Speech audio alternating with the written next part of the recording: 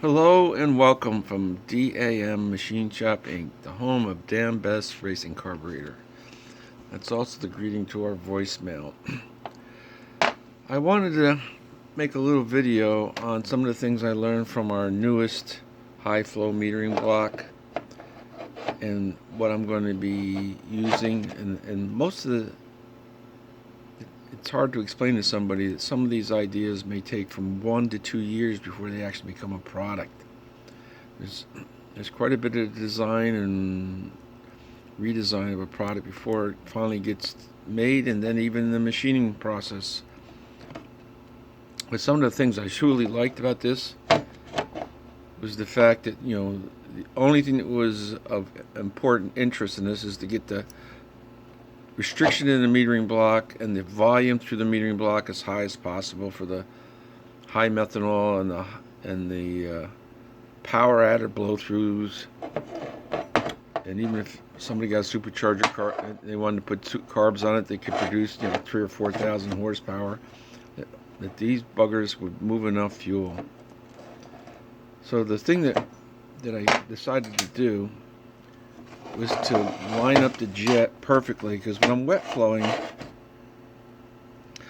every turn the fuel makes is a point for turbulence or resistance to moving the fuel.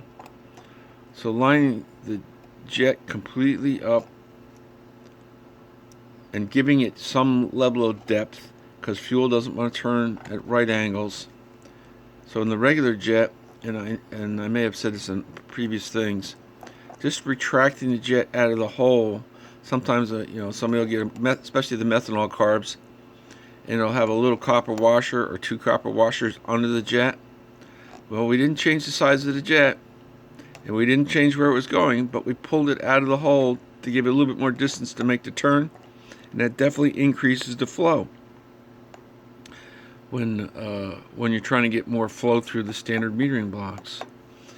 And the other place that was a issue is when the main well was going vertical, the transfer hole to where the booster is was a spot of flow resistance. So what we decided to do with these high flow ones is to put the booster hole right in line with the main well. Well, these things turned out so awesome, and we don't need 5 emulsion, because all you're using the emulsion for in these is to balance out just a tiny bit of the booster signal and an anti-siphoning device. Most of it's just by getting fuel through it. They're not really worrying about brake-specific fuel consumption in these deals. Just the opposite. So they don't need more than 3. We had learned that in all the high flow stuff we did. Most of the time we use 2, but they certainly don't need more than 3. All right, with all that said, we've been doing some wet flow work for, and I'll put pictures of it soon, for a pair of BLP carbs that some customers sent us, and they wanted them upgrade with our metering blocks and our float bowls, and they're on methanol. So they use a 2.4-barrel application, and they use the Pro Stock metering blocks. So what we were doing is doing some development. So we changed the fuel hole, which is this hole here, to reduce the resistance from the diagonal. Like I said, a lot of stuff I'm showing you is pretty crude.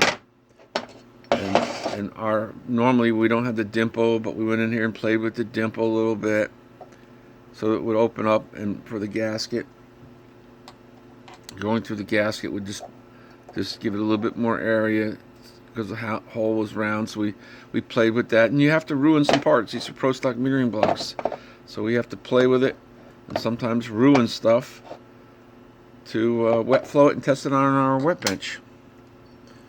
So the thing we decided to do, and this is an early drawing, and I wanted to explain this, how I go about it, and you'll see lines that just seem to run anywheres. Well, from the center of the jet to the center of the booster hole, and at some point, let me move this so you don't see the reflection of the light there. we have to put the hole in the top. Hole in the top so it intersects those two going down through the metering block.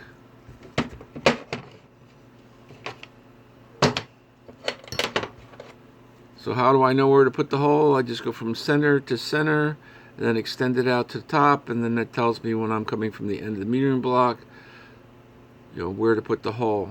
The other thing I decided to do, instead of having the emulsion holes coming in as they do now through the side of the metering, through the main well, and I have one of my patents, my 251 patent, is for shearing inside the metering block. What I'm deciding to do is to increase the shearing in the metering block by using now taking the hole for the air bleed and making it through the main channel. So there'll be shearing going on through the fact that half of this, the raw hole for the tapping, which will probably be like a 136 to 138 drill, will be bisecting the main well in these 5 locations, and so we're going to get a lot of shearing going on in the main well, and then still being able to put the whatever number of air bleeds that we want to put in the main well.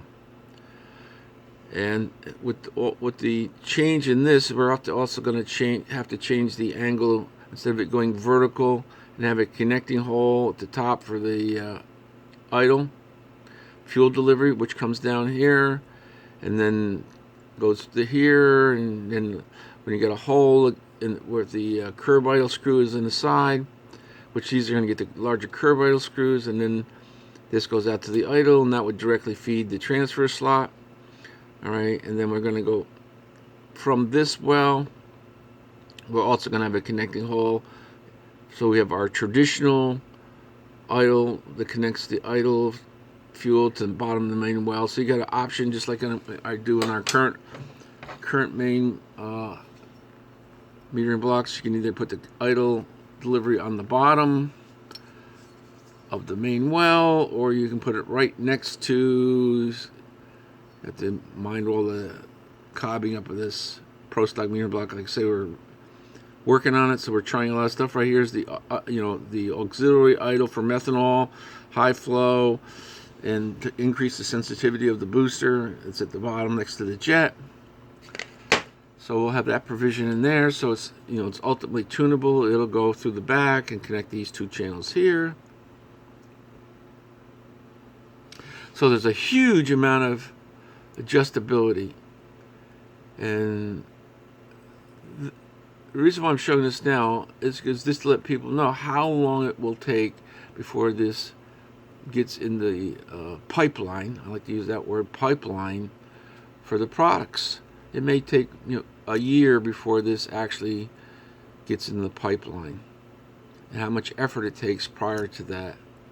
But we're always trying to keep dambest, the performance technical leader in fuel delivery, because we also got to remember, if somebody doesn't want the float poles on this, we still have the E-jets, so it can be also electronic or standard float pole technology, or we actually have float poles with scavenging on it. So we have a lot of technology that we can deliver to customers, but we wanted to show where we're going in the future with our metering blocks to make it more jet sensitive, higher flows, less turbulence in the metering blocks. It's creating problems for flow unless we actually want it. We're going to continue to expand our product line, so I'm pretty excited about all this. I hope you have a great day, and I hope you decide to share these videos with your friends. Bye.